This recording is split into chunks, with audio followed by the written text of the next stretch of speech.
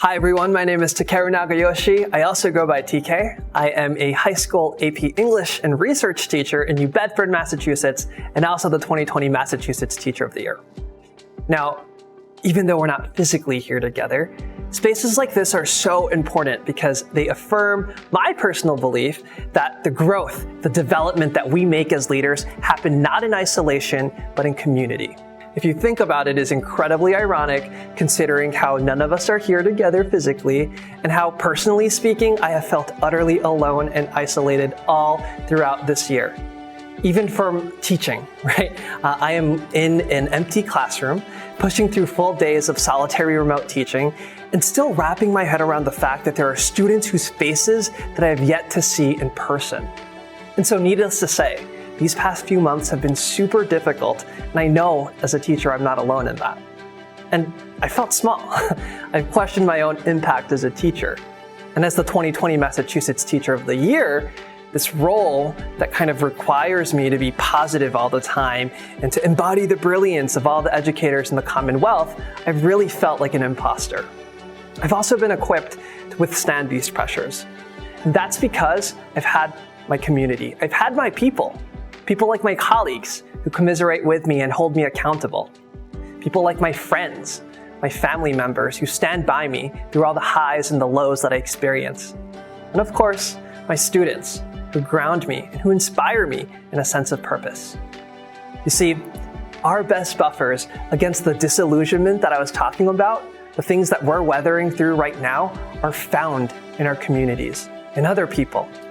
Because when you think about the problems that we have, the problems that our students are going through, right? These aren't just things that we experience in isolation and things that my colleagues across the hallway share, but also things that educators all across the country are sharing as well. And so the true magic of collective action happens when we recognize that our interests are aligned and we use that power of collective action to affect meaningful change. And that's why it's important that we're here developing and investing in our leadership today. And opportunities like this summit are what can make and affect meaningful change. When I was in the first grade, Miss Mari, my Japanese teacher, taught us the kanji character for human, or hito. It's really simple. It's basically two brush strokes, right? Two brush strokes that overlap in what resembles an upside down Y. And Miss Mari, she tried to make us imagine two people who are leaning against each other, right? In order to create this hito formation. And it's a really silly mnemonic for elementary school kids, but I think it gets across this deep message. Because inherent in that kanji for human is this idea of a community, that we're only whole in relation to other people, and that the essence of our own humanity as individuals is found in others. Even in America, right? We hear that term, it takes a village to help our students thrive. But it also takes a village to make a good teacher too, and also a good leader.